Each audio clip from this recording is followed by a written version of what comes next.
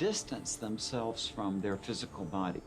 And they watch the scene of the resuscitation typically from a point of view above it.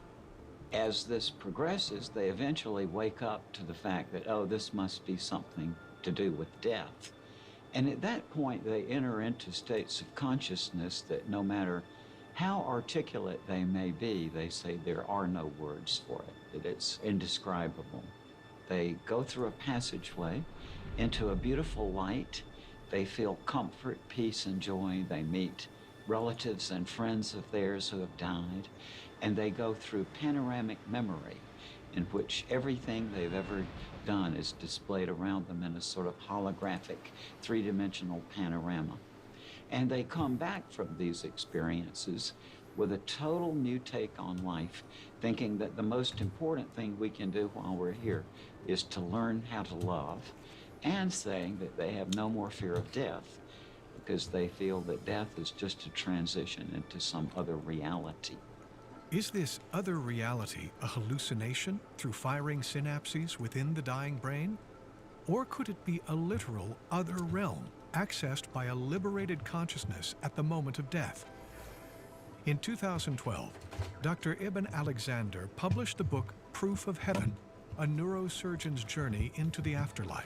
When, several years earlier, his brain was attacked by a rare and mysterious bacterium, he laid motionless in a coma for 7 days. During that time, Dr. Alexander claimed that he went on a journey beyond this world, meeting an angelic being who guided him back to a divine source of the universe.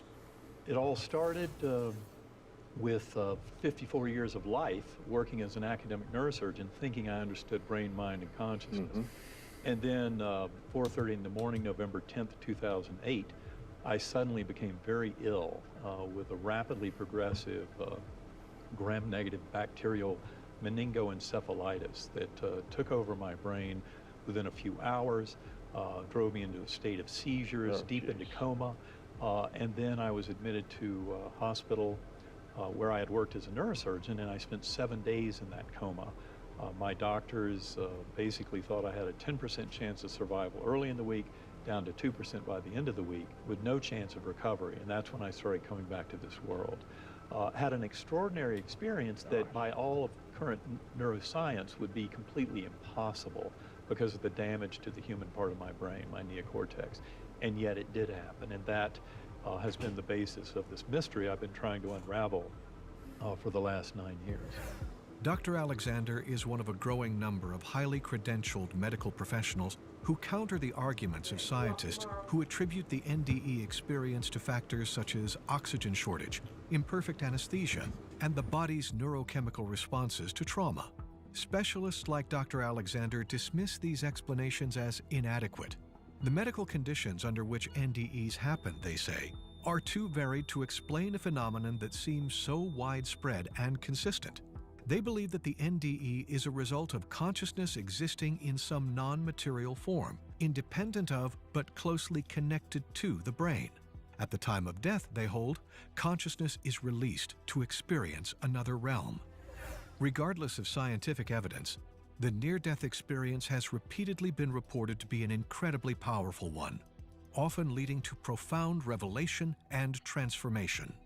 Well, it all started in a very primitive, coarse, unresponsive realm that I call the earthworm's eye view, a very, very dark and murky kind of coarse reality, like being in dirty jello. Turns out that from that realm, I was rescued by a slowly spinning white light, very clear, that came bundled with a perfect musical melody. And that white light opened up like a rip in the fabric of that ugly earthworm eye view realm and led up into an ultra-real valley, what I call the Gateway Valley, that was filled with many Earth-like features. For example, there was lots of plant life, lush growing, flowers blossoming, buds on trees, no sign of any death or decay. But that was only a stepping stone to higher and higher levels. And in fact, those angelic choirs, the music from them provided yet another portal. Music, vibration, frequency are the way that our souls transcend these realms. But it was just an extraordinary spiritual journey, and the most amazing thing, of course, is that it happened when my brain was demonstrably offline, when the neocortex was known by my neurologic exams and by my scans. My doctors knew that I could not have had any kind of robust experience, because this was far more real than anything I've ever experienced in my existence. So what then does the NDE reveal about the very nature of reality? I am completely confident in saying, yeah, the physical world is an illusion. And, and it makes me sound psychotic, and that's all right. Because if they haul me away to a mental hospital, that's an illusion too, and maybe a very interesting one, right? I mean, we're not putting the world down by saying that it's illusory. This is an illusory, narrative-driven thing we're in. And where I have come in my thinking about it is that apparently we finish this one story and then we go through some incomprehensible process, and then I gather we're back on another storyline. In 2014, linguist and author Lisa Smart created the Final Words Project with Dr. Raymond Moody. This investigation collects accounts from healthcare providers, friends, and family members of the dying. Her book, Words at the Threshold, offers the early findings of the investigation. So in the words of Stephen Jobs, just before he died, the words were, "Oh, wow, oh, wow, oh, wow." His words are the ones that might be most popular. Many of us have heard, but what's remarkable is in bedrooms or in hospital rooms throughout the country, even throughout the world, words like that are being heard privately. People are seeing remarkable things oftentimes as they leave this world. I love that. I mean, of all the things he'd seen in this life, what he had seen over there was unbelievable. So what is over there? Does it really exist? And if so, where? While much more scientific study is required to empirically answer these questions, what is clear is that the near-death experience is an excellent vehicle for exploring the ancient human belief that we are more than our physical bodies. The reality of an afterlife not only suggests that there is more to consciousness than chemical and electrical impulses in the brain, but when the end of life is upon us, fear may be an unwarranted emotion. Life on this earth is precious, yet our passage into the afterlife, beyond this reality, may truly be a wonderful journey. I mean, to my utter surprise, there is a life after death. So don't be afraid of death. It's not anything to be scared of, but stay here as long as your sentence is, because when you get out of here, it will make sense. I expect that reincarnation is true. After you leave your body on this existence, then you go into some other realm, and after some length of time has elapsed on this earth plane, for some reason you choose to go back. There is a conscious process in selecting the life that you're going to lead, and that you consider different alternatives, and then that you choose someone that I gather that you learn something from. Reincarnation is a concept that stretches deep into our history and is the central tenet for many pagan and Indian religions, including Buddhism and Hinduism. Billions of people around the world still believe in the idea of rebirth. But is there any scientific evidence to support such claims? So what they've done is to collect thousands of case studies that support the idea that these kind of past life experiences are vividly remembered and are even correlated with some kind of physical birthmark. If reincarnation is real, then what might its purpose be? Why do souls repeatedly incarnate? The soul is required to evolve. It's almost like as a soul, we're required to come into body and we're required to learn. And learning isn't easy. The implications of reincarnation are no less than profound and could answer some of the big questions humans have been asking since the dawn of time. Who are we, and why are we here?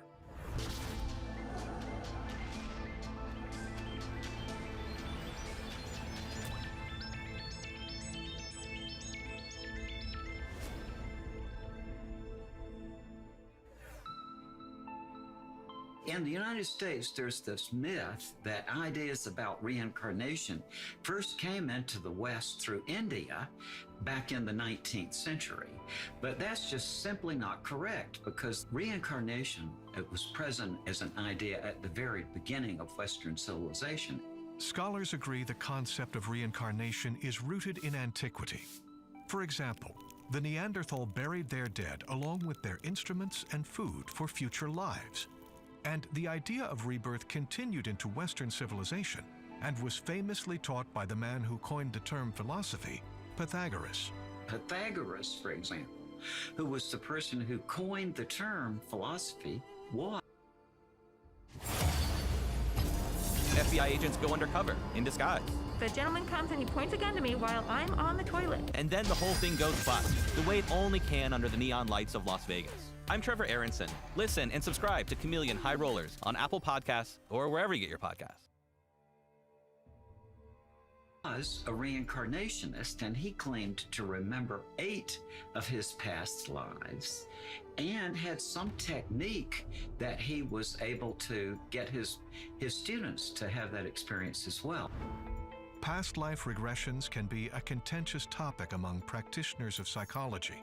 The evidence and accounts are overwhelming, but there's debate as to what they really are. Dr. Ian Stevenson was a well-respected psychologist and was the chair of the Department of Psychology at the University of Virginia.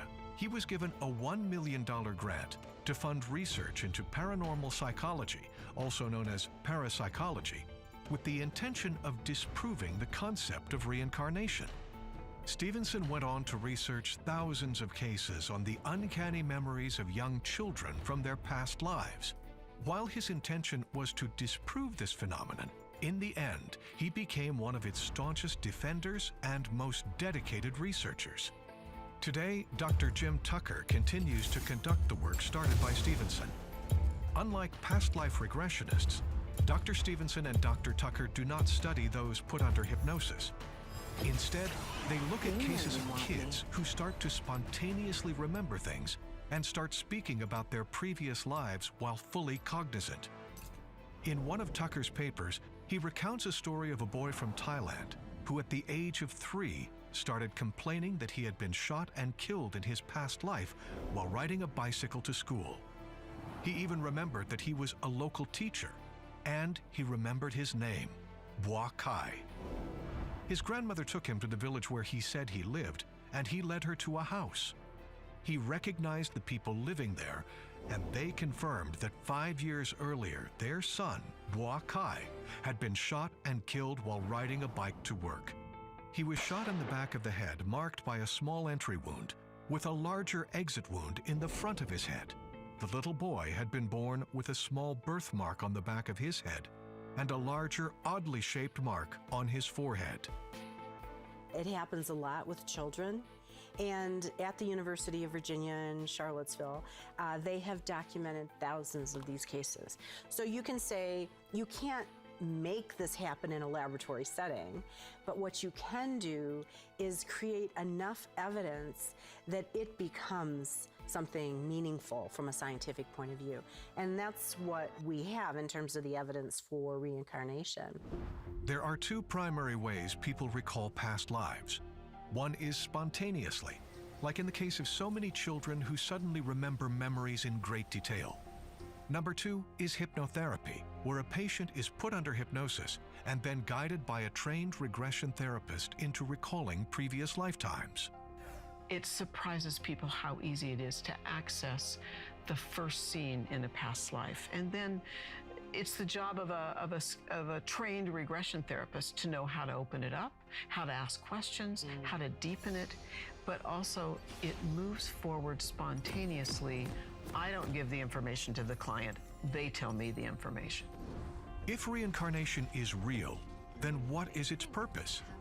Dr. Linda Backman, psychologist and regression therapist, has guided hundreds of patients into their past lives and may have the answer. The past lives explain something in current life, because the past lives have a direct connection to life today. They explained something we're working on to change in life today, which is what we call karma. They also can explain a relationship, a phobia, a physical symptom. The soul is required to evolve, and we're required to learn. So we gather karma, and we also gather dharma, and that's what we're working on in our current life. Karma is a free will decision we made in a past life that perhaps wasn't the best decision. Many humans experience profound suffering during their lifetime. So why would a soul choose to come into body knowing it will be painful? It's perfectly plausible to me that from the framework outside of this one, we would choose to come into it knowing that we were going to be having a certain kind of suffering, because we know from that framework that it's time limited, that you'll be out of it. But then once you get into this framework, see, that knowledge is blocked, so that you're faced there with the raw suffering without the insight, maybe that you chose it in the first place, but also that it will be over. One of the most fascinating parts of reincarnation is the idea of a soul group, or a group of souls that choose to incarnate together. I know this from client after client after client, where what they come upon at times at the soul level of a regression is a group of souls with whom they incarnate repetitively. So simply put, I like to call it a soul pod. A soul pod means most of us have about 10 to 20 souls with whom we incarnate most often. If you're the parent and there's a child, you made an agreement at the soul level to be parent and child. You came together for a reason. Throughout many regression therapy sessions, patients not only recall previous human lives, but the lives of intelligent off-planet alien species. I'm regressing a lot of clients in the last 10 to 12 years who discover their interplanetary souls, meaning they don't regularly come here. They come here on occasion, and they come to Earth, if I oversimplify the explanation, because they're highly evolved, and they come from evolved, healthy locations. They come to teach us how to progress as humanity. I have clients that begin, I'm intending to guide a past life regression, and the first scene is literally in a spaceship, and A different future starts with you. That's why GoDaddy does more than help you find a name. You can create, sell, and get found online so any small business can make a change. We need a new generation of thinking, your way of thinking. Start different at GoDaddy.com. Listeners might go, oh, well, the client was just making that up. The level of detail and the level of not only the detail of the ship, we get literal physical detail of what materials is it made from, and what do the controls look like. The chain of command on the ship is explained. The interrelationships of the chain of command on the ship is explained. There's far too many details, in my opinion, to be made up. Matthias Di Stefano, host of Initiation, claims to remember his past lives as different ETs.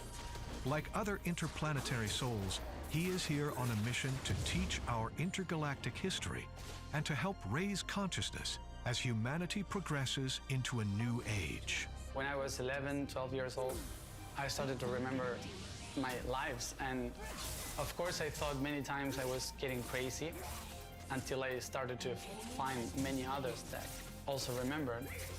Everything that I am doing in my life, it's aligned to my mission to go all around the world and to connect all these nodes of energy and to share and teach people about my memories is something I live in balance with. Reincarnation is a concept embedded in our history and culture, with profound implications regarding our purpose and evolution as individuals and as a species. While scientific evidence is hard to quantify, according to those who remember their past lives, our soul's evolution is akin to an epic science fiction narrative, where the soul learns and grows over billions of years through multiple species throughout this universe and beyond. I gather that there must be ways that you can tap into these memories of past lives. However, I do respect the Tibetan tradition that says you probably better leave it alone. And the reason is, Plato said a similar thing. You know, if at every moment in our waking life we were flooded with all this information from past lives, it would make it more difficult to concentrate on this task at hand.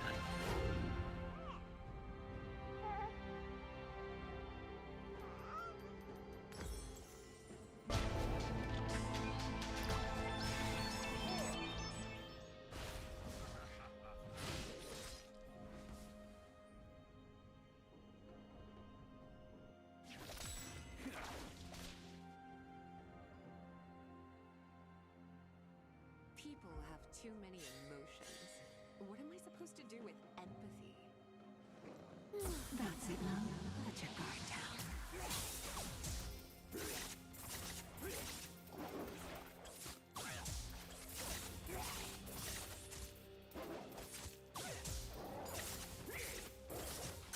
The more I get away, the closer I'll get.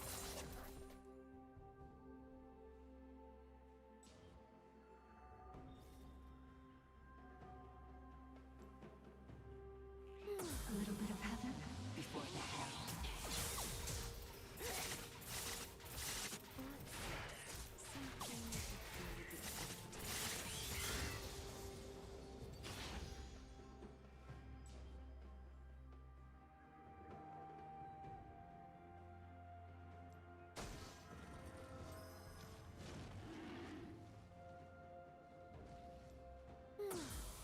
Let Evelyn take over.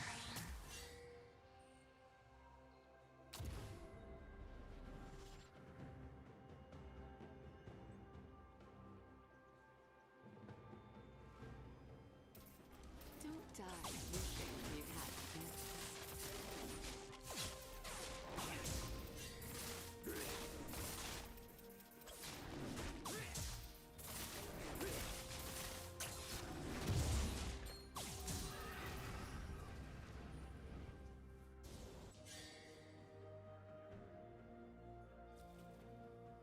Don't try to tell me I'm not gorgeous. An ally has been slain.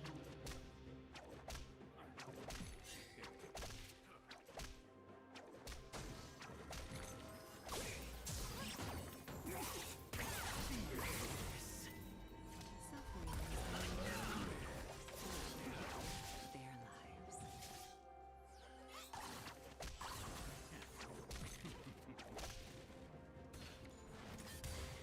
An ally has been slain. Come on, touch them.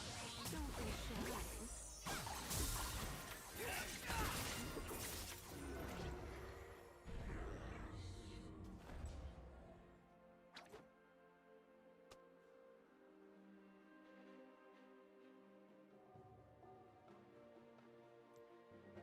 All my exes are dead. Are you lonely?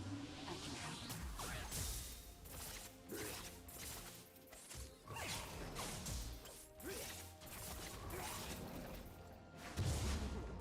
You're so hot to hurt. An ally has been slain. Let's make her. You need to unlock.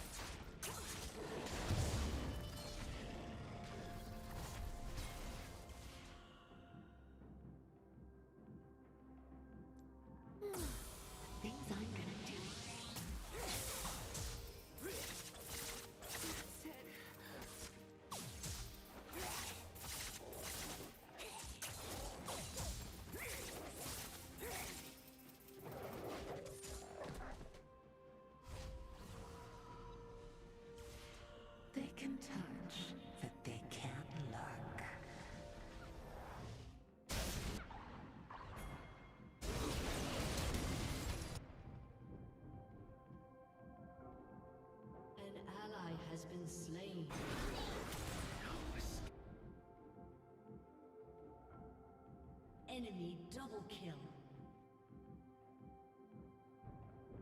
Their mouths say no, An ally has but their been slain. bodies say, flay me alive.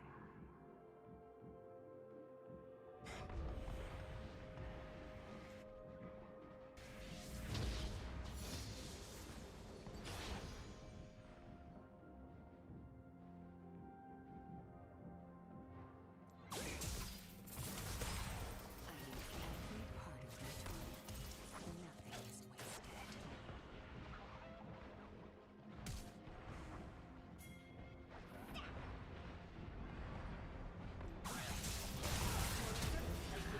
You have been slain.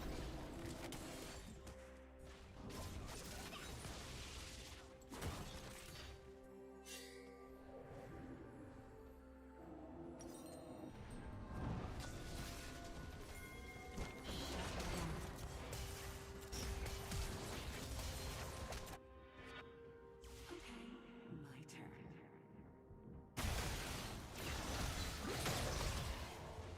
An ally has been slain.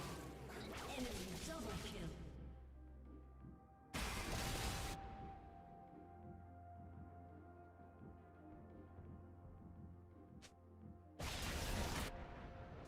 Enemy rampage. Something to fill the Shut down. emptiness. That's it, love. Let your guard down. Play more later. Look at me. I need to watch you go. Human agony. My two favorite words.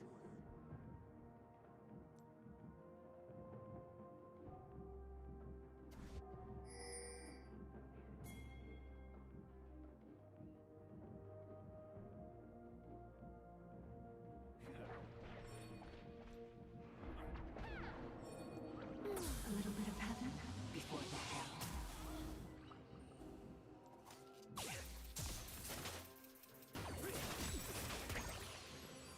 An enemy has been slain.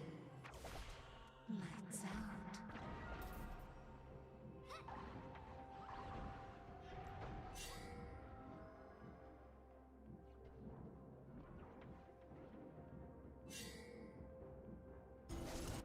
Turret plating will fall.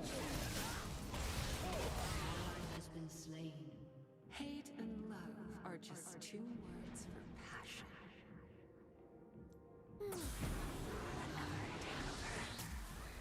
Now that is what I want to see.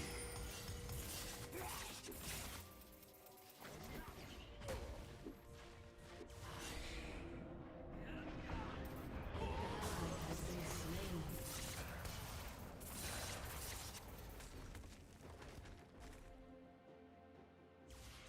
The things we whisper in the dark.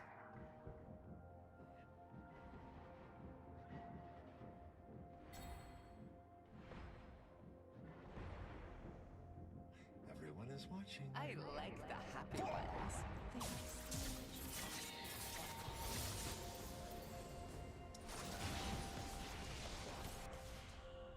An ally has been slain.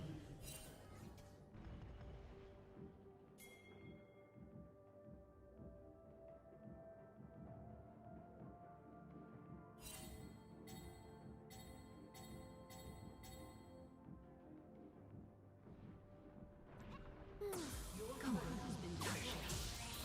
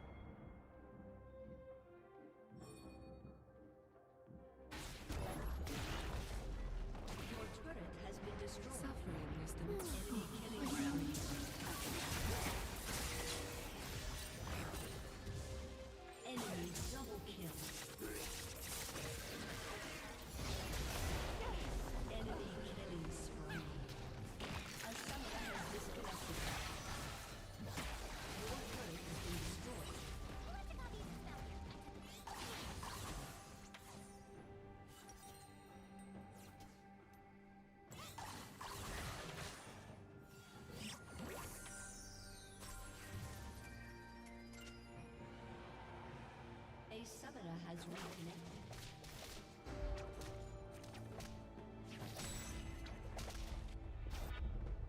So, they like it rough. A summoner has disconnected.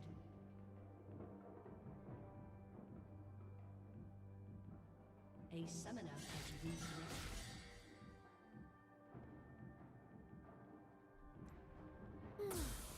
Give me to a night. But I can feel An ally has been slain.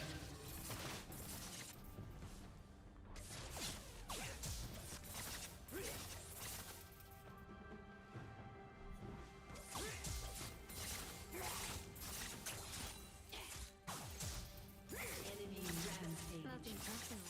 I just need you to suffer horribly. Your turret has been destroyed. Let's sneak around. How about a kiss?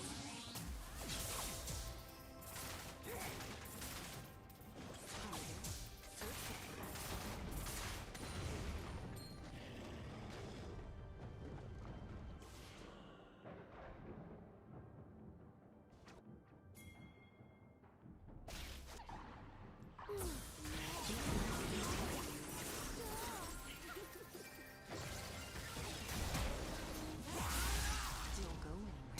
Someone has disconnected. Enemy killing spree.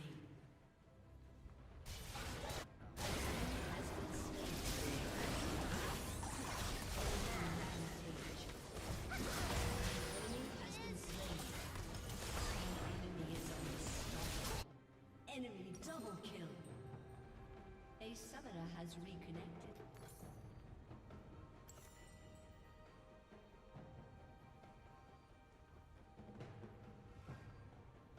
A summoner has disconnected. Dying is such a turn off. A summoner has reconnected.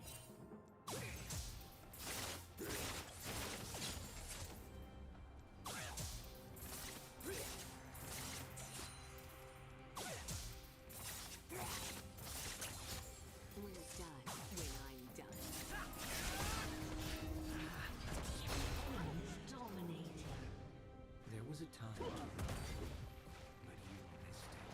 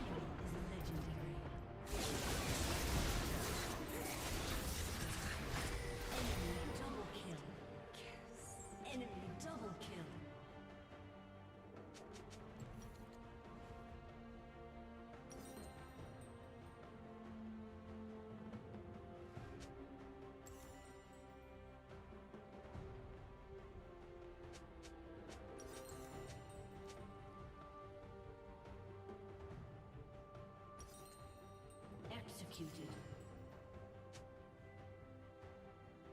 A summoner has disconnected.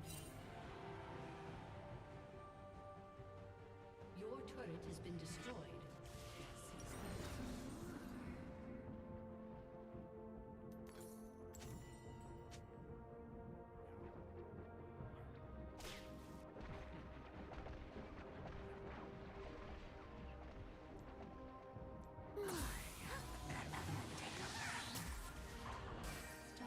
And seduce. Once I was overwhelmed by the agony. Now I can't get enough.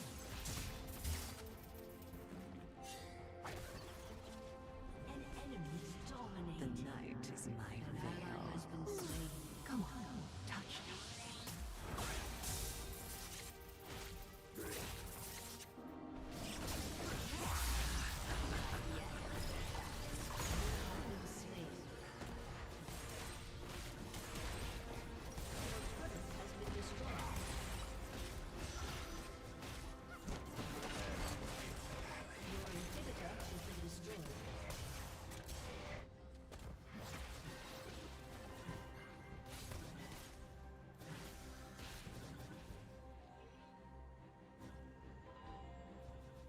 Your turret has been destroyed.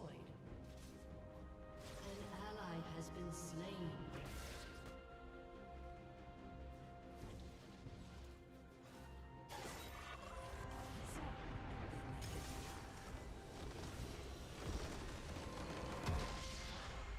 Defeat.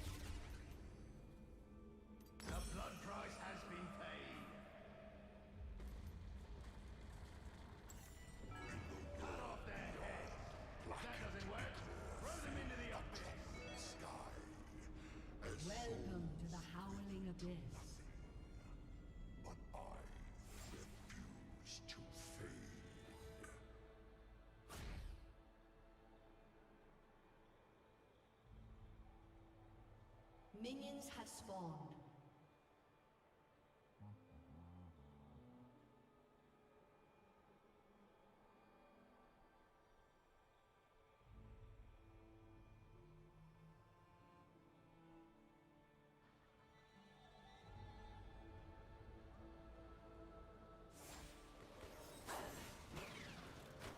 First blood.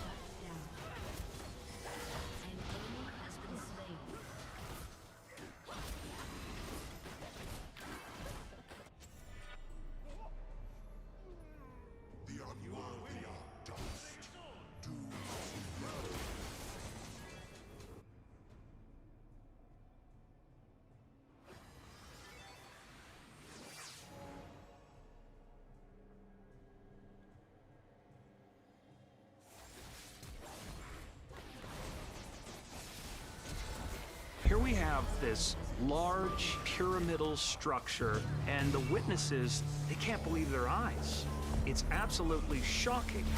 We have 4 different videos recorded from 4 different angles. These people don't know each other. We have preliminary results. It appears to have some anomalies that are very interesting. Suggesting that the father was not Homo sapien. It's almost as if Pope Francis is saying, yeah, there's aliens out there, and oh, by the way, they might not look like us. He was talking about a non-human species. Whoa! We are part of this extraterrestrial family.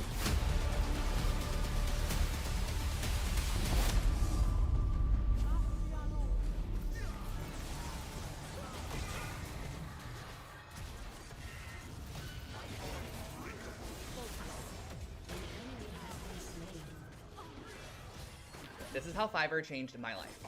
My name is Drew, and I'm the face and hands behind the Lone Fox YouTube channel. I started my first channel when I was 16, and I was able to teach myself how to edit on Windows Movie Maker and create mediocre graphics in Photoshop. I always had a vision for my brand, but without the proper skill set, it could be hard to achieve on your own, until about 2 years ago when I found Fiverr. From my logo, exclusive merch collection, blog, an e-commerce website, I found the help I needed to turn my vision into a reality. Search the site for the project you're looking for, and find freelancers from around the world that fit your budget and project needs.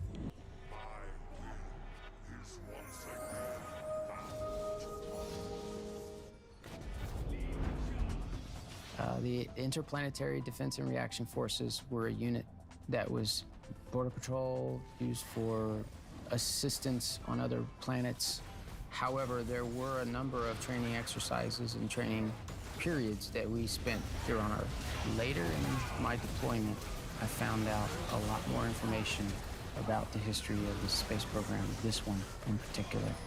Could there be proof of an off-planet military presence? Yes, at a certain point, you have to go public. It's much safer. We all know this.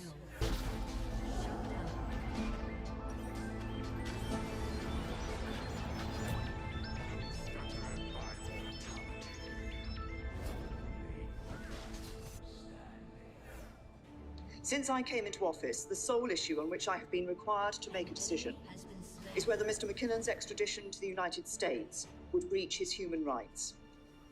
Mr. McKinnon is accused of serious crimes. Between February 2001 and March 2002, a Scottish system administrator and computer hacker named Gary McKinnon perpetrated one of the biggest military computer hacks on the United States. McKinnon was accused of hacking into 97 United States military and NASA computers over a 13-month period. His goal? Evidence that the U.S. was hiding UFO activity and proof that indeed there was a secret program. Allegedly, he found flight records from traffic controllers off-planet, actual UFO technology, and he discovered lists of off-planet personnel. Could there really be an off-planet military presence? The late 40s were the same time period that the Mars Germans started planning for and building their bases on the Moon as well as Mars. The late 40s marked a very crucial moment in the development of the Antarctic German civilization. That was when they started building out their bases away from Earth. In 1945, Major Staver was in charge of tracking down top Nazi scientists in Operation Overcast. Most of the names on his list were engineers that worked at the German Army Research Center, Peenemünde, developing V-2 rockets. One of these famous scientists was Wernher von Braun, Germany's premier rocket scientist. If there's one thing we can say for sure about the Nazis during the Second World War, it's that their technology was highly advanced, in many respects far more advanced than the Allies, even though that ultimately, thank goodness, we won the war. Their scientists, for example, in the fields of rocketry, like biological warfare, chemical warfare, they were years ahead of everybody else. The issue regarding the Nazis and their flying saucer research is there is a basis in fact here. You know, we all know now that there were certain German scientists during World War II, I think most prominently Victor Schauberger, who were doing, let's say, even genius-level work on disc-shaped airframes. Schauberger was a self-taught genius who was then commandeered by the SS to work for them during the war. He did create disc-shaped craft. They were tested. Well, of course, since that's a real hidden part of history, I don't think anybody knows for sure what happened to the German saucers. What we know for absolute positive is that they had the plans, the drawings were on the drawing board, okay? The only argument is, did they actually ever fly any? The late William Tompkins, a Navy aerospace engineer who claimed to have designed spacecraft for the secret space programs, believed there was an even more incredible story behind these vehicles. It's 42, 1942.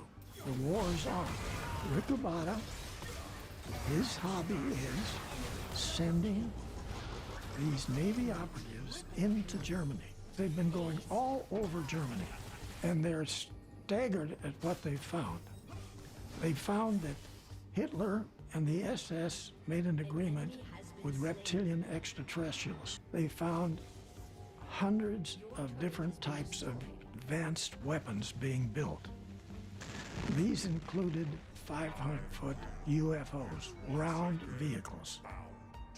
On September 3, 1946, President Truman approved over 1,000 German scientists' temporary limited military custody under a secret directive called Operation Paperclip. When we look at the entire time frame of 44, 45, through the late 40s, early 50s, the British, the Americans, and the Russians essentially grabbed as much material as they could, and also the scientists. For example, the US had Operation Paperclip, which was designed to bring as many Nazi scientists over to the US to continue the rocket-based programs out at the White Sands missile range. Many of the German scientists were sent there where they worked on essentially the German V2 rocket. It was just a continuation. And of course, one of those was Wernher von Braun, who became one of the leading figures in NASA later on. So in other words, we've got this paper trail and people trail as well, going from Nazi Germany through paperclip, right through NASA, through the 60s and 70s, and all interconnected. The V2 rocket, designed by Wernher von Braun, was the world's first long-range guided ballistic missile powered by a liquid propellant rocket engine. This rocket laid the foundation for the space launchers. But that is not all he was designing. He was also working out preliminary concepts for a human mission to Mars. The documentation shows that the Defense Department was very interested in what NASA was doing with the Apollo missions, going to the moon, trying to figure out, well, it's great for science, but how could we use that for war? How could we use this for intelligence gathering? How could we ultimately utilize what NASA is doing for defense purposes? And this was decades ago, in the 1960s, when we were just trying to set foot on the moon. The Department of Defense were exploring plans of creating a moon base. And there are government documents declassified that show that they wanted to build a base on the moon. There absolutely could still be that connection between the space program and defense, because the defense really gets kind of into everything. They get their fingers on everything. And so it's pretty safe to say that they're still doing things that we don't know about. Could the Defense Agency have had a secret agenda? And if so, could there have been two programs, one for the public and one classified? In fact, after '59, the whole field went dark. The aircraft industry was not allowed to speak to the media any longer about the research they were doing. And none of us knew about this. I mean, it was known back in the 50s, early 50s, that there was electrogravitics research going on. And it wasn't secret. It was in magazines like Product Engineering, Popular Mechanics, things like stuff this. like that. And then people forgot about it because it wasn't discussed anymore. Right. There were 6 crewed U.S. moon landings from 1969 to 1972, and then things went dark. Why? Some people suggest there might be a trail to follow. If you look at the percentage of both the GNP and the federal budget that was going into space at the end of the Kennedy administration and the end of the Johnson administration, it's gone down, and I think it's because it's secret. The secret went up. Right. Absolutely. So I think the trajectory continued, but the gap between what's public and that trajectory has been part of this. Numerous people have come forward claiming that they were part of these secret space programs beginning in 1954 and taking place as we speak. Could these be some of the people that Gary McKinnon came across? Well, I'm a captain of the United States Marine Corps Special Section, which is the covert military space program arm of the Marine Corps, which was formed in about the 1954 timeframe by President Dwight D. Eisenhower as a response to the lack of cooperation he was getting from the MJ-12 committee. In the late 1960s, they were developing a augmented soldier program to build soldiers genetically from the ground up, which I was in a program in the late 1960s called Project Moonshadows.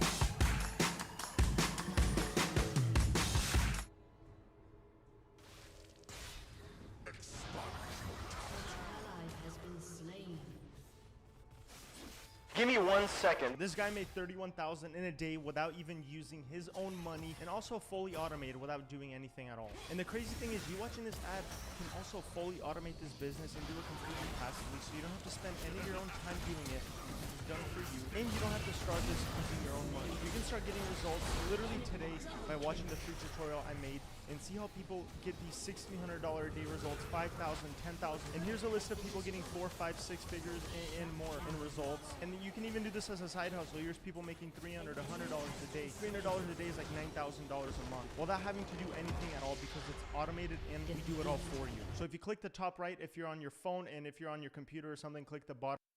He said, we're going to borrow your consciousness and you're going to be gone for 20 years. And I said, no, I can't do that. I have my mom and dad and my family. I have a family. I can't be gone. And he explained, he said, no, you're going to go right back the next day. It'll be like you never left, but you get to live this extra time. It's going to be a huge blessing to you.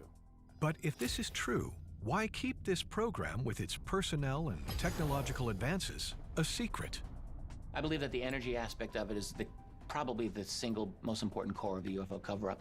I think a 10-year-old child looking at a flying saucer that can instantly accelerate is going to understand somehow that they're not using gasoline to go around. So they're using something better than that, whatever that is, whether it's 0 point or some kind of safe nuclear fusion or whatever it is. It's not petroleum, and therein lies, that's the revolution. Because implicit in the solution of UFO technology is a post-petroleum civilization. And that is the most radical thing that I can imagine right now for our global power structure. Is it possible we have advanced technology that is not available to our current society?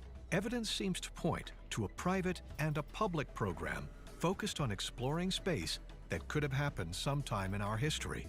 One thing is for sure, a trail of technology, money, and personal stories never seem to stay secret with regards to the secret space program. They seem to appear, again, in ways that our brains can accept. We hear stories about them appearing like a giant bumblebee or a giant fish or a being with blue skin or pink skin or green skin. So the perception of the beings is directly related to the ability of the individual to perceive them. 1 in 5 Americans believe that humanity has been visited by alien beings from beyond the stars. Yet how can we be sure that all of these visitations originate from up there? From the thousands of reports from people who claim to have had direct contact with some kind of anomalous entity, what is the possibility that some of these close encounters are actually interactions with beings from other dimensions? When an interdimensional being enters our dimension, he falls under the laws of our three-dimensional reality. People report ghosts being seen when they're really these interdimensional beings. If interdimensional entities are interacting with humanity, what might be their intentions in doing so?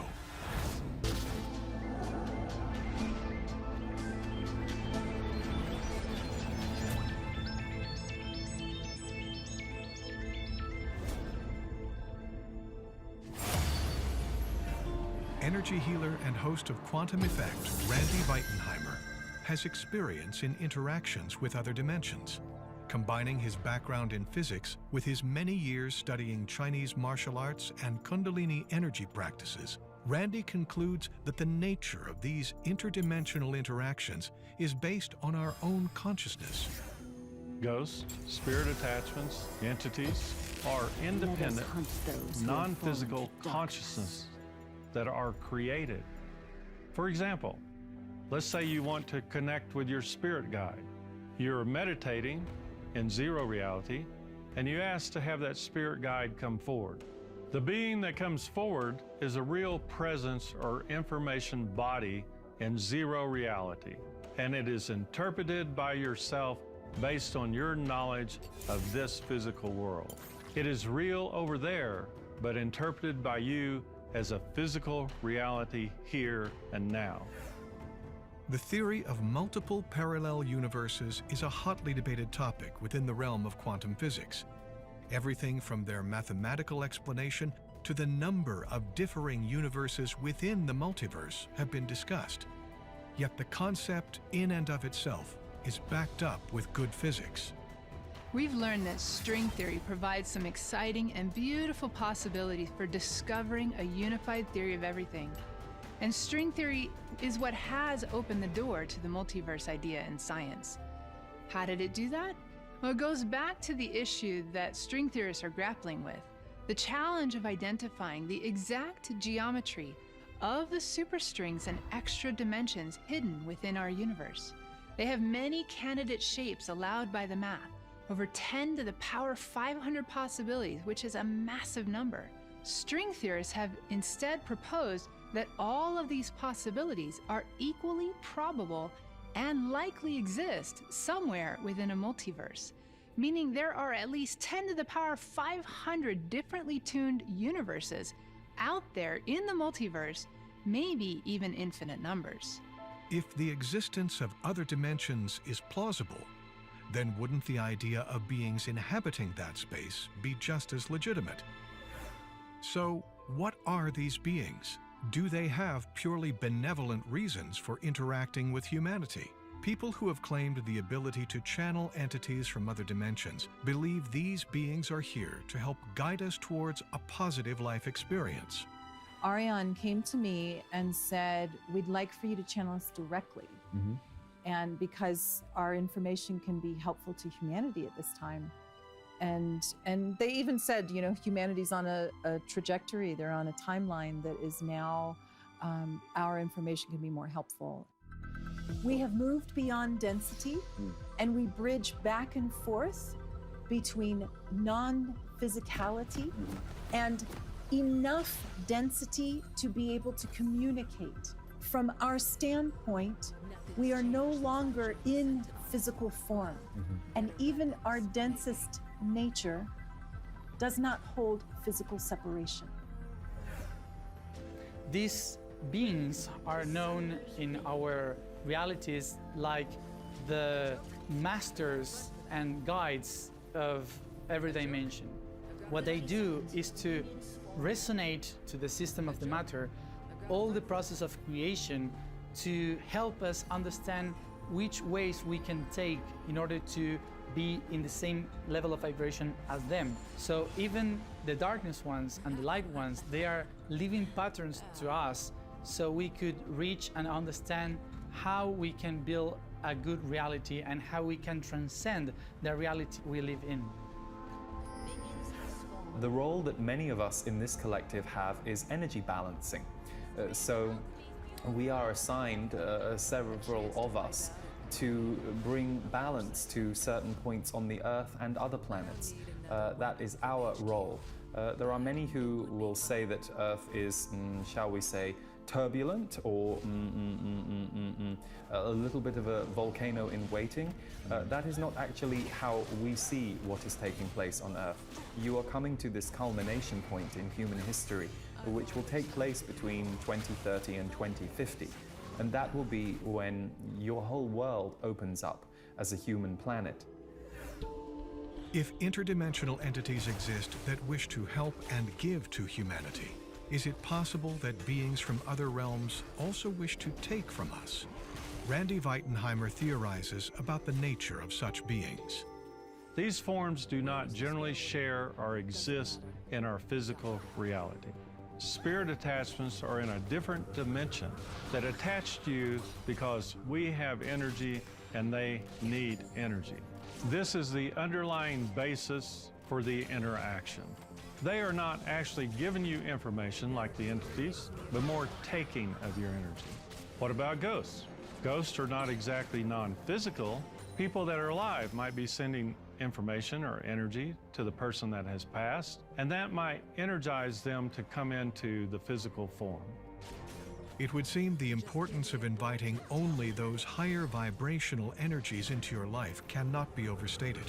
When interactions with interdimensional beings occur, having control over that which positively enriches your life is a recommended approach. I teach that you should not put your energy towards non-physical beings and instead focus on internally knowing who you are and being yourself. This will keep you safe and create trust within yourself. How much influence might we assume is directed from interdimensional entities? And is there cause for concern from these interactions? Their ability to influence and affect us has a lot to do with what we believe their ability to affect us is. So if we believe they have an effect on us, then they can affect us. If we believe they don't have an effect on us, then they tend to not. So it's our thinking and our belief systems that actually become our own reality when we're visualizing. More than anything else, yes. I think our experience tells us that most of them are beneficial. Most of them are basically trying to help and cooperate, and that 5% that just is trying to, cause trouble. If the majority of interdimensional beings are trying to guide us in positive ways, what is the message they are trying to deliver? These beings have a lot of information and a lot of access to information that they want to share, and they're encouraging us to understand how to access that information as well. So, yeah, knowledge, information, truth. It would seem that the influence interdimensional beings have over humanity is dictated by our own perceptions and consciousness. If we are to resonate with the guidance from beings who wish to help, we must first recognize when we are being led astray by negative entities. Perhaps with a cautioned approach to further exploration and contact with interdimensional beings, we may learn the secrets of our own universe and beyond.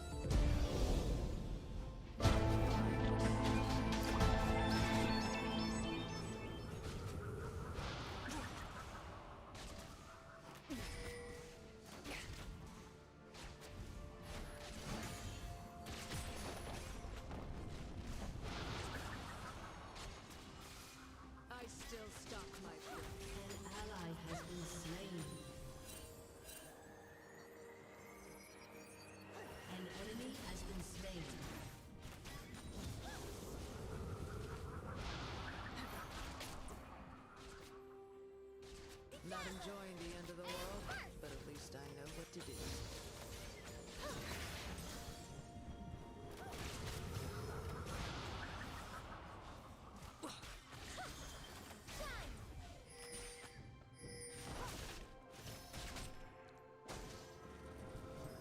So now everyone wants to fight monsters. You're already dead.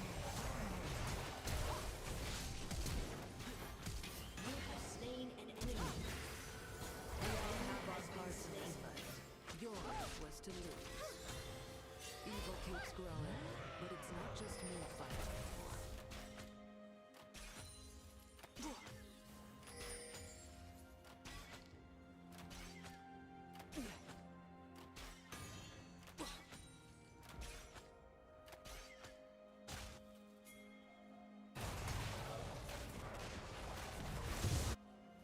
The Sentinels think too much. It's simple. See a Vayne, kill a Vayne.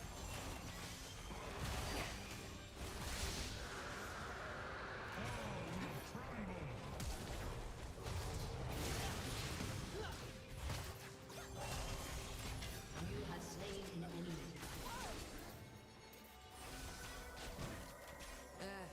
You deserved it. Could have done without so many of them.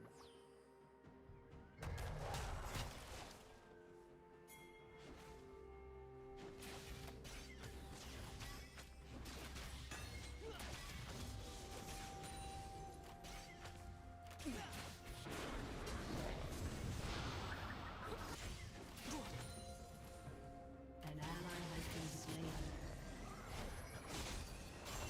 Stone is just as cold and deadly in my hand as silver is.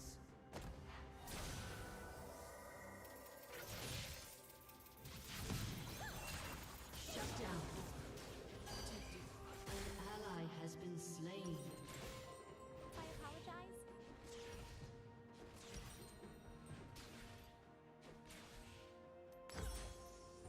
Minor setback. I won't be stopped.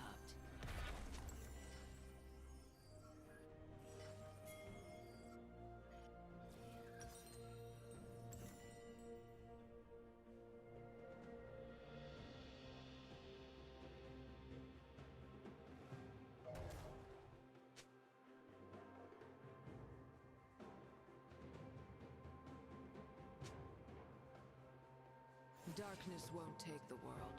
Not while I'm breathing.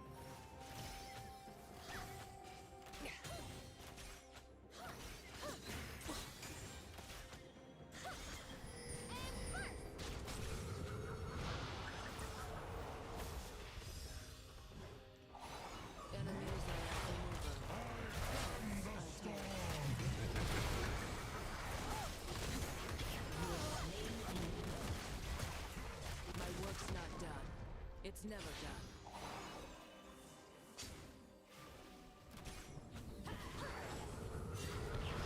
I won't shy from darkness when there's no fight.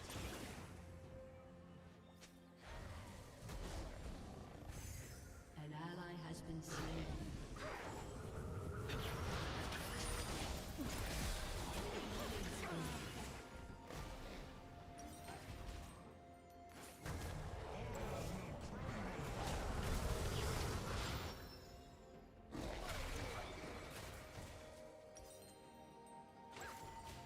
Okay, that one hurt.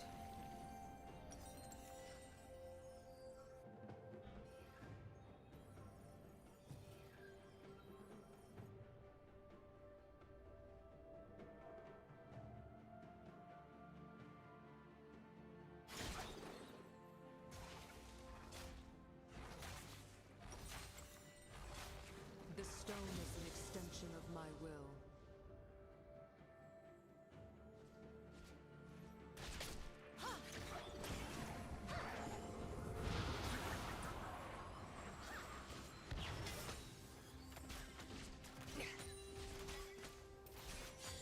Did not see the Herald hordes coming.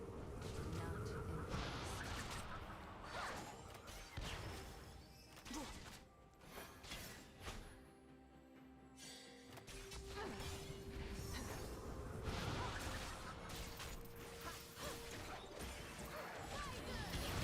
I can handle shades of gray if I'm wielding belly stuff.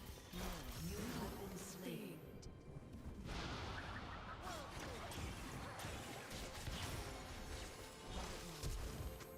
An ally has been slain. Boom. Headshot. I'm not finished with these monsters yet.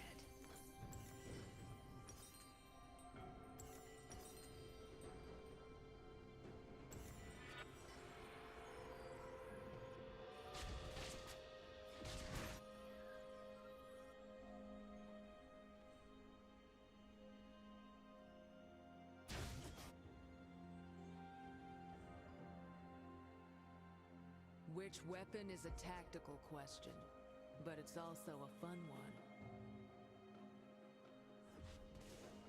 Enemy killing spree.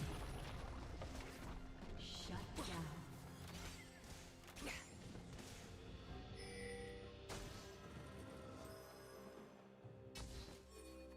Any other sentinels around? Good. I can have some fun.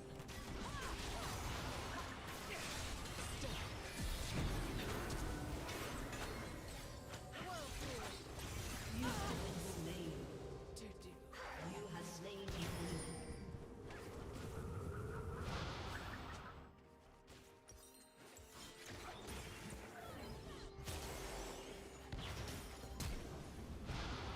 Where's my gear?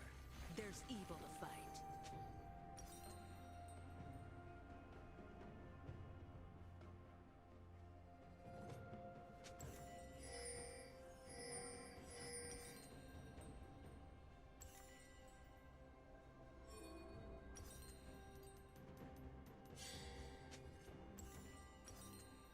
So I get a cool bow, but people talk to me.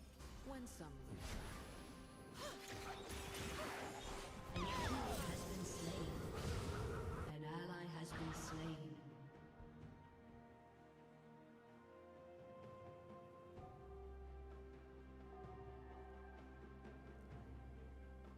I don't need to be the Sentinel's best.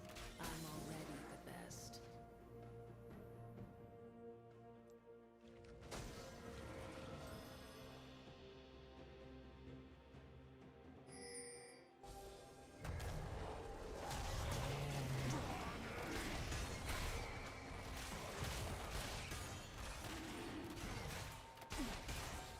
Shadow Apocalypse.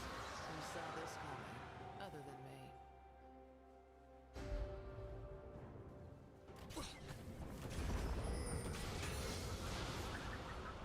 Turret plating will soon fall. The bone has a blade. Or maybe that's my responsibilities.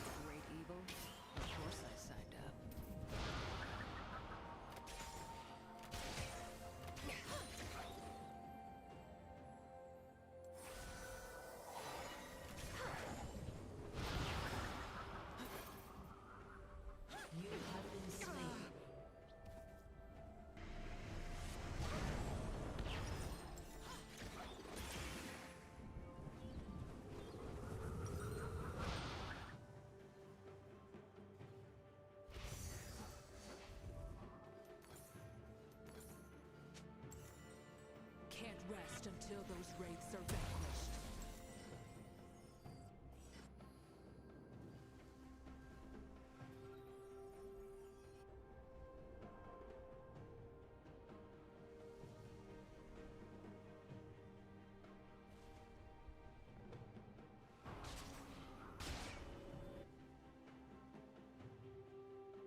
I've always hunted evil.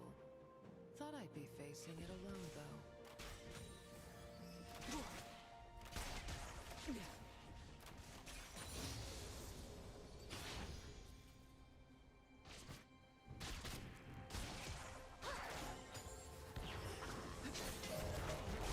Searing arrows.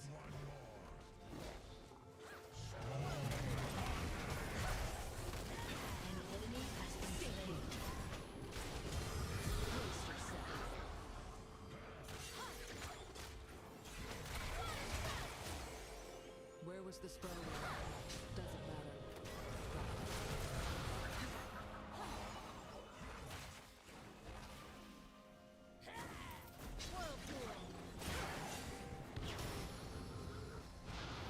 Less gold, more gear. Stalking prey's less effective when I'm genius.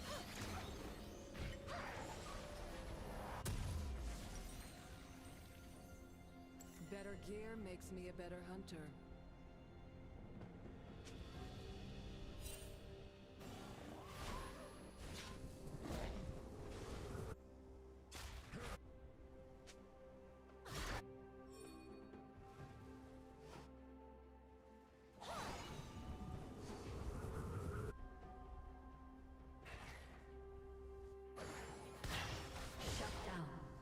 Just give me a bolt and tell me where to aim.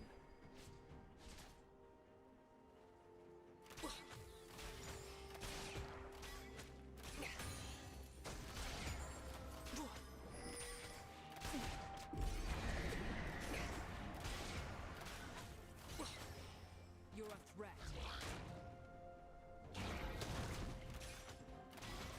The enemy has been slain.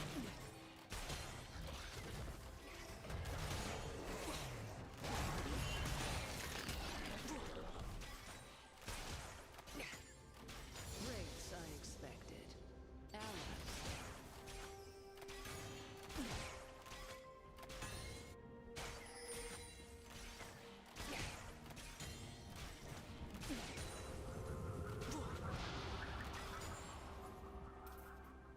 Killing spree. I still hunt monsters, but now I prioritize.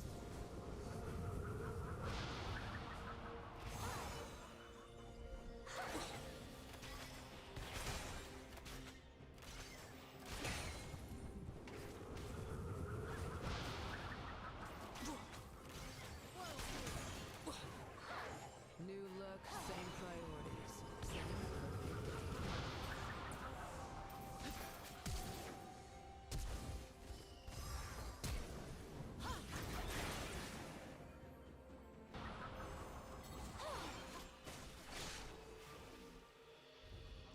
I don't need another weapon from HQ, but it would be fun.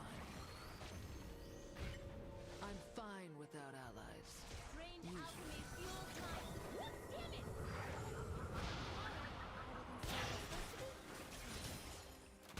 I don't have time for humor. That's what that was. The end begins. Not enjoying the end of the world, but at least I know what to do.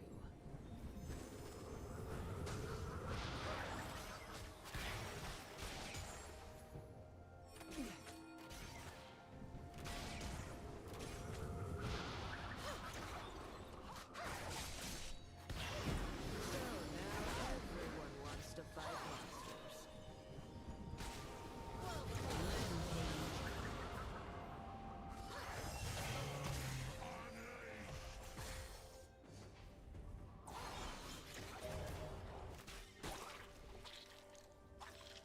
Evil keeps growing, but it's not just me fighting anymore.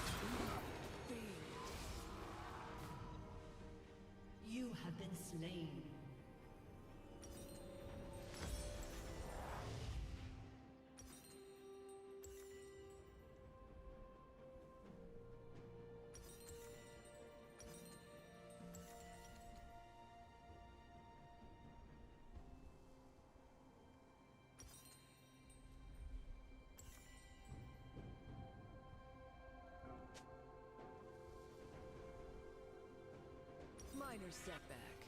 I won't be stopped. An enemy has been slain.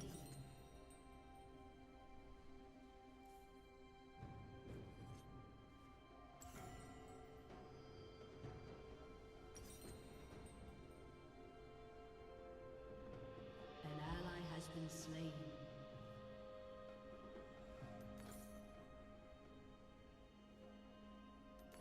The Sentinels think too much. It's simple.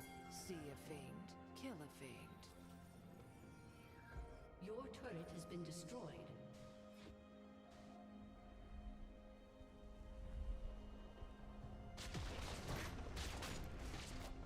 Your turret has been destroyed. Was prepared for the horrors to get bigger. Could have done without so many of them.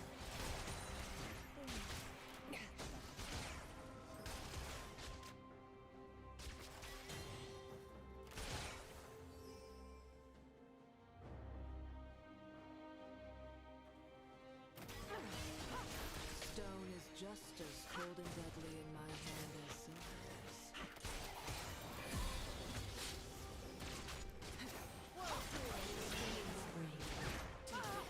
Shut down.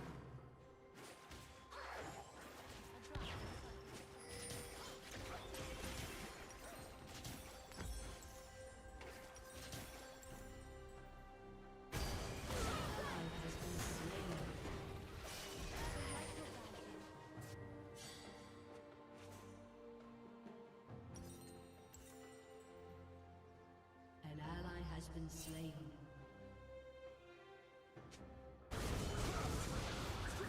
Okay, that one hurt.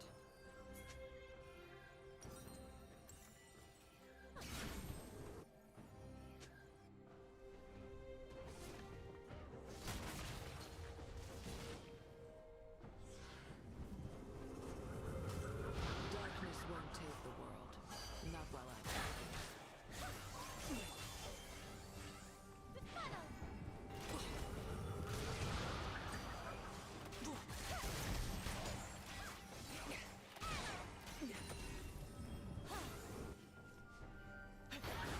enemies I outnumber.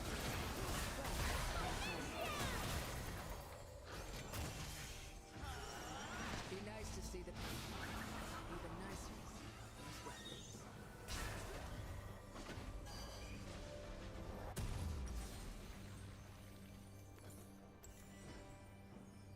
Never had tools like this. Guess the Sentinels are good for something. An ally has been slain.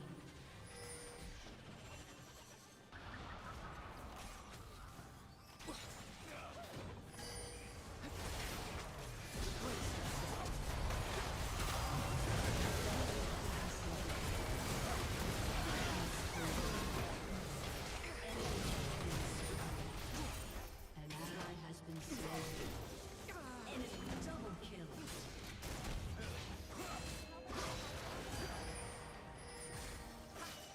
Shut down.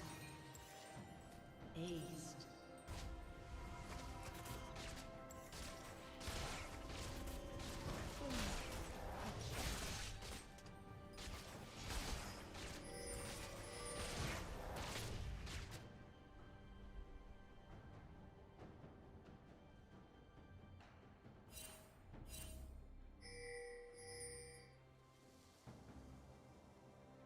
I'm not finished with these monsters yet.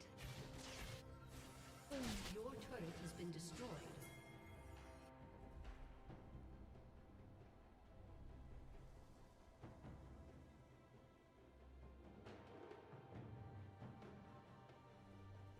I won't shy from darkness when I see them fight.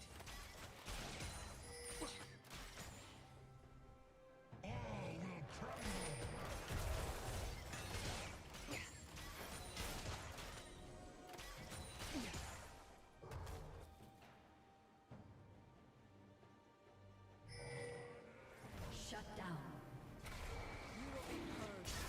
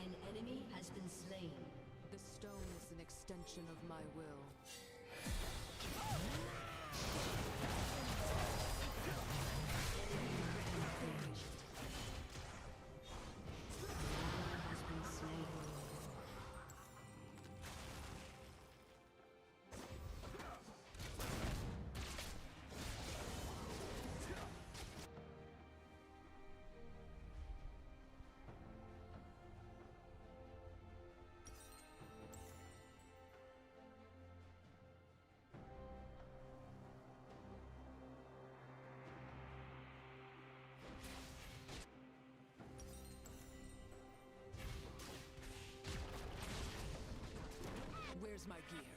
There's evil to fight.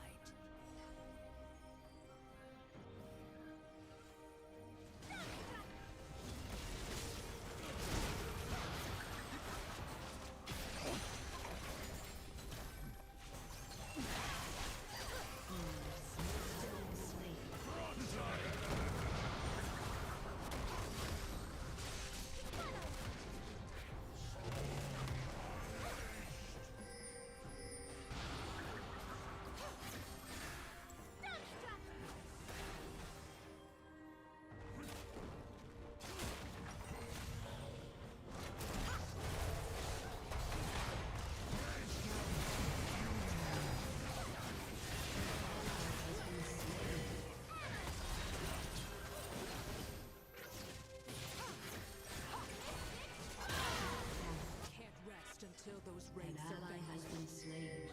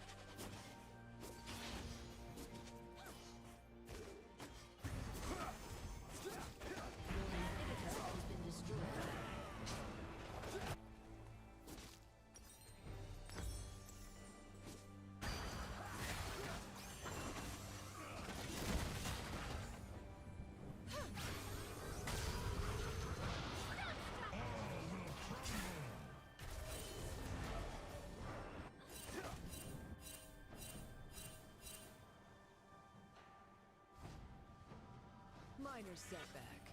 I won't be stopped.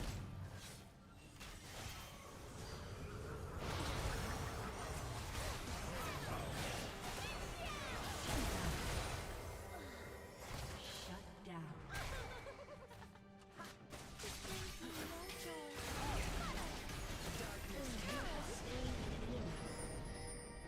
The fate of all who embrace darkness.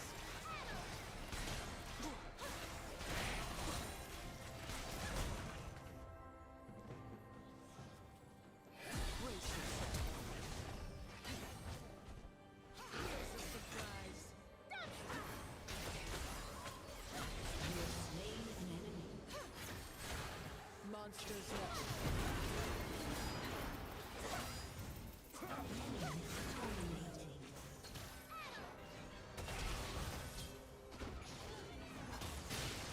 Shut down.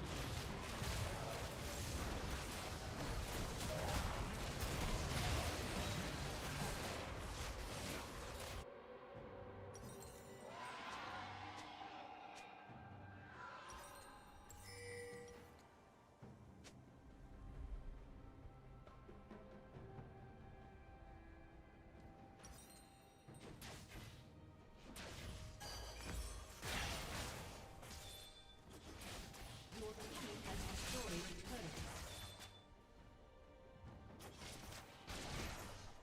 Okay, that one hurt.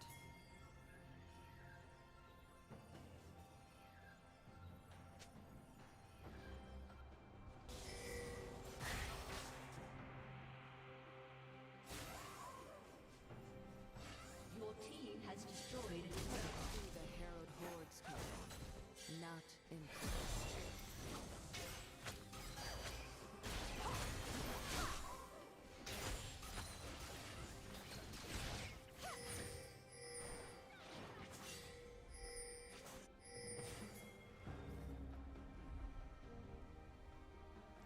I can handle shades of gray if An ally has been slain.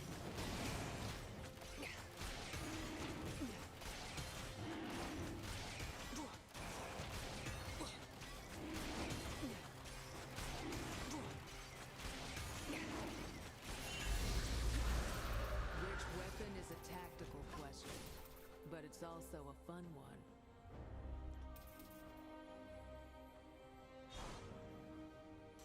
You have been slain. To do.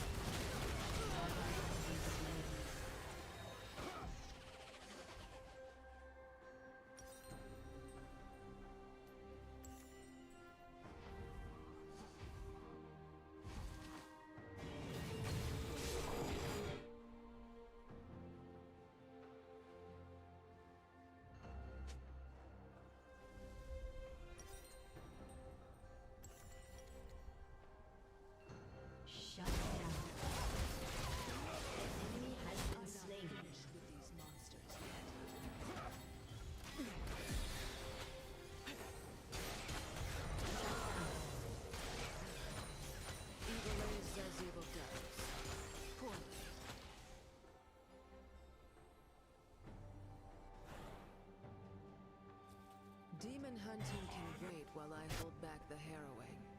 Well, maybe a little demon hunting on the side.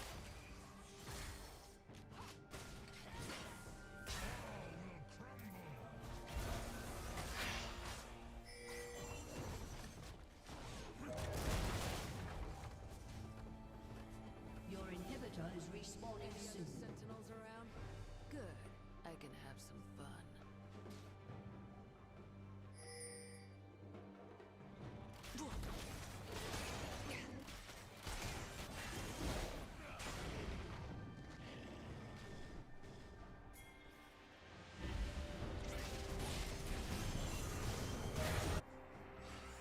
So I get a cool bow.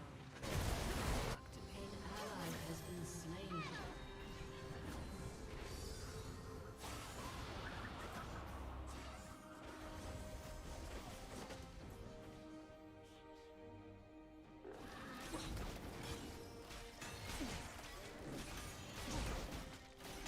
Shadow apocalypse.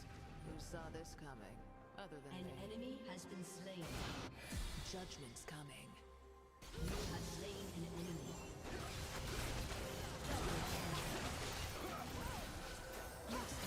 Choose the best.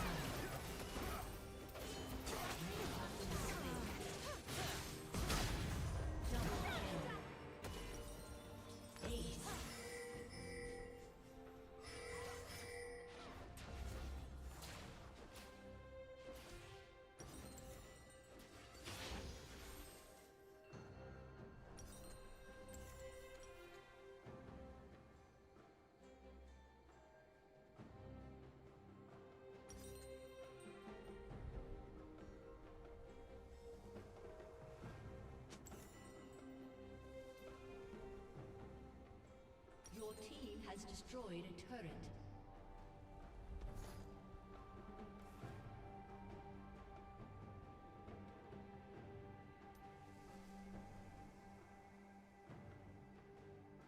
Where's my gear?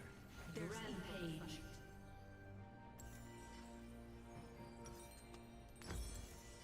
Your team has destroyed a turret.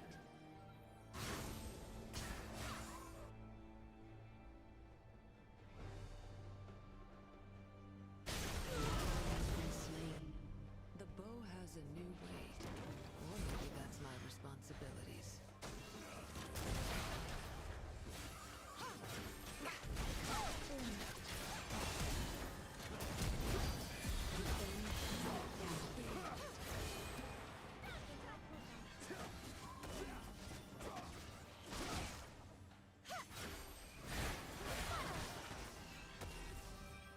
Your team has destroyed a turret.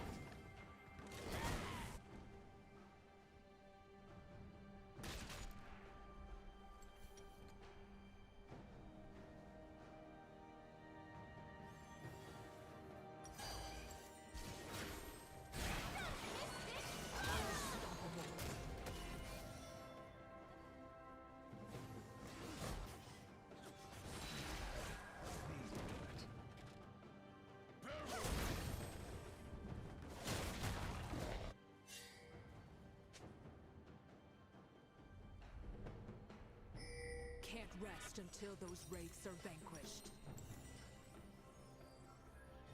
An enemy has been slain.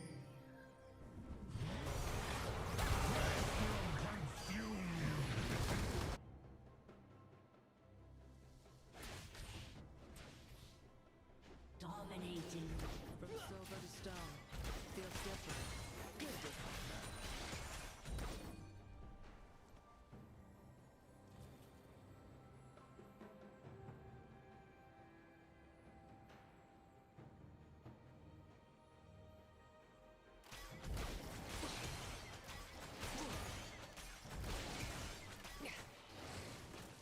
Your team has destroyed a turret. I'll pierce you clean through. Your team has destroyed a turret.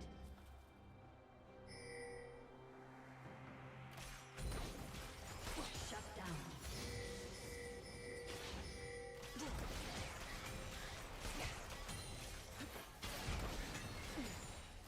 You need a well-placed gold, more gear. Stocking prey's less effective when I'm jingling.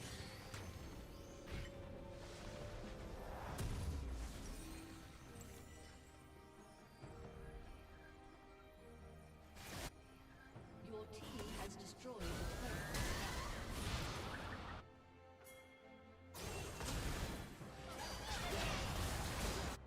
A chance to wipe out a great evil? Of course I signed up. An ally has been slain. Godlike.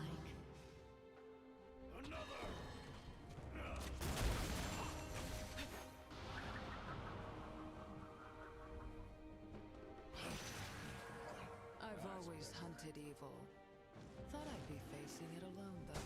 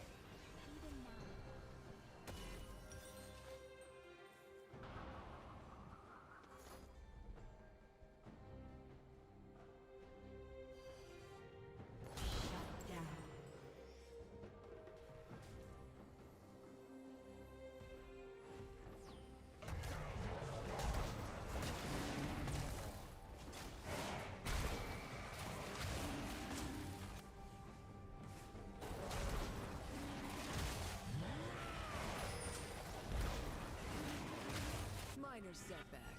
I won't be stopped.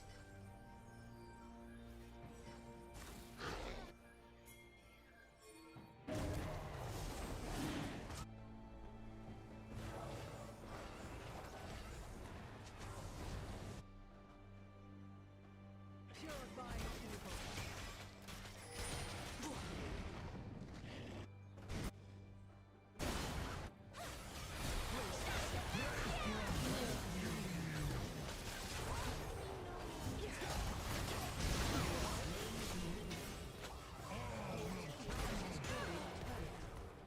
Double kill. One less monster. Worth smiling about.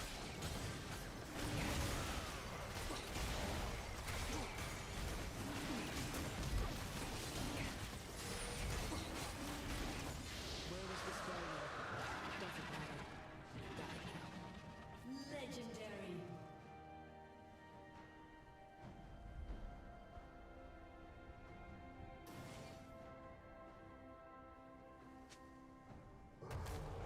Your team has destroyed an inhibitor.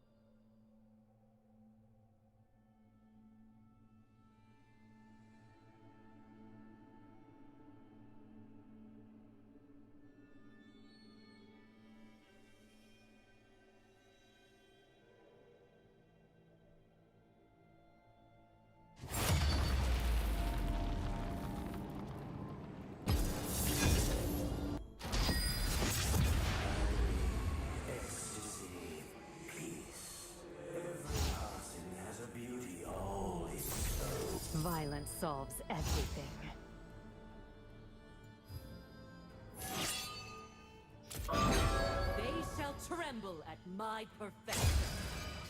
In battle, we are reborn.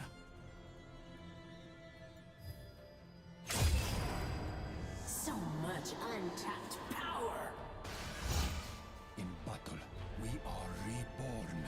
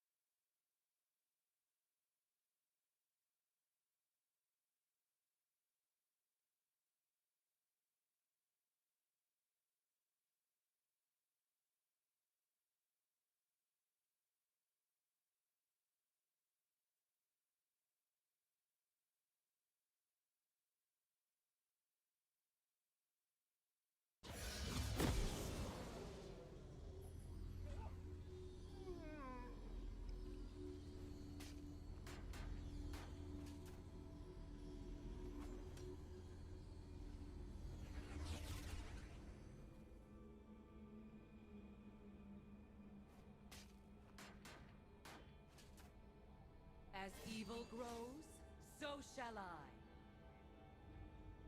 We serve the Watchers willingly. Welcome The to Seeker the was their Howling voice. Abyss. She told us their desires, what to build, and who to kill.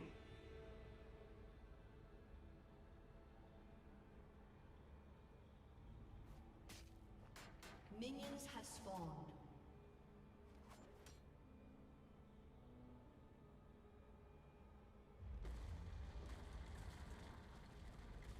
This is where the final stand took place. This bridge. They held out for days. So many eyes First died. blood. But we kept on fighting. An ally has been We climbed slain. over the bodies of our fallen to press the attack. But the Watchers still wouldn't die.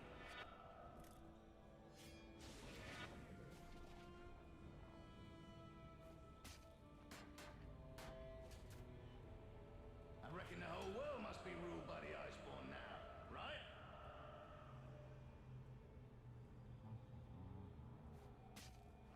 An ally has been slain.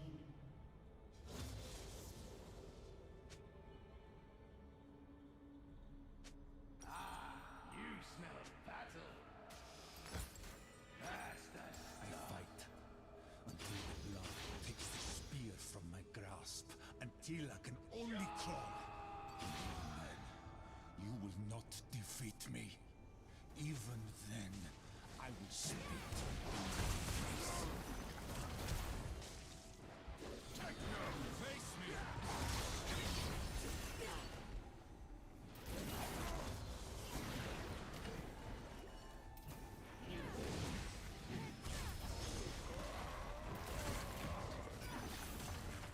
It is not why I fight, but who I fight for.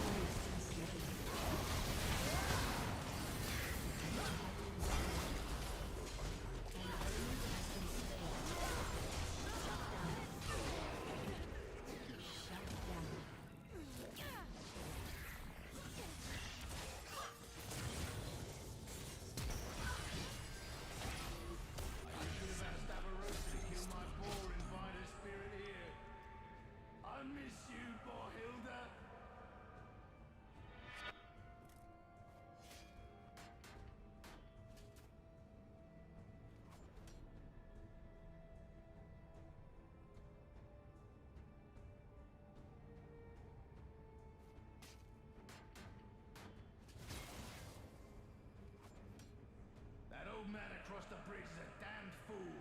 His flying pot seems nice, though.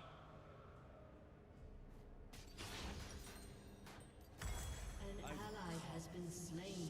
Scars into the heavens. Knock, knock!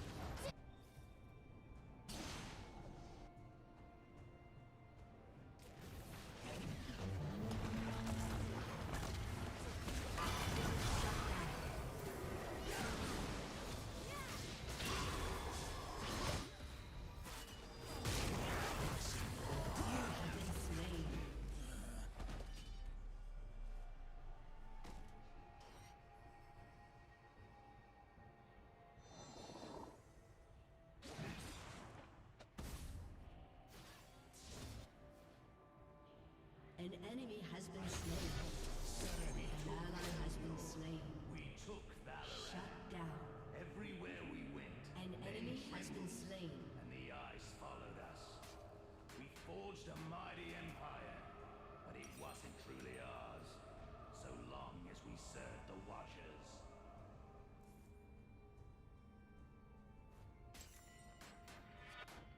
I guard this place, lest the Watchers return.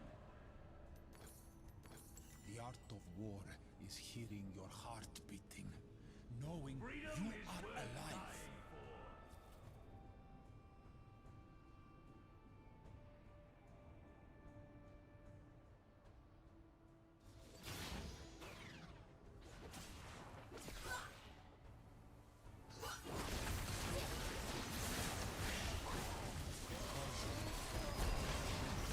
Must be our destination.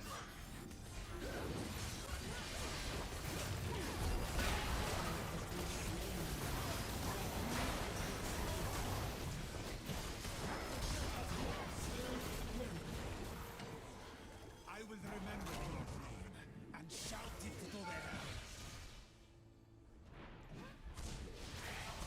If they kill me, at least I die a man.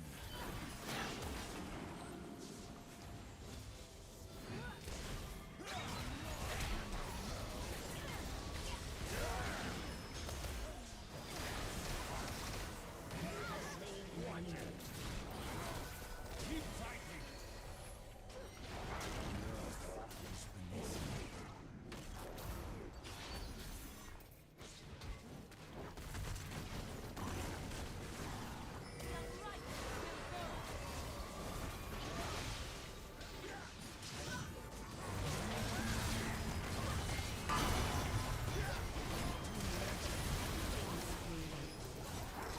An enemy has been slain. Shut down. Shut down. An ally has been slain.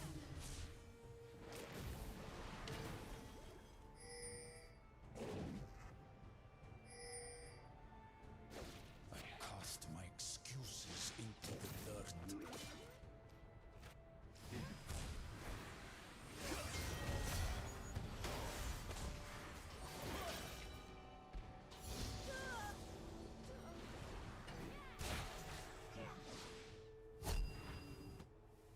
I do not set the pace.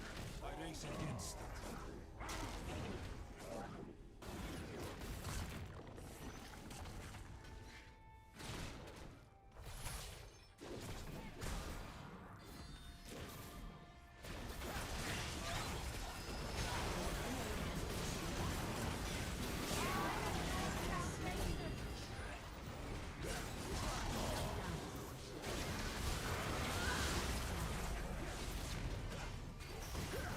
An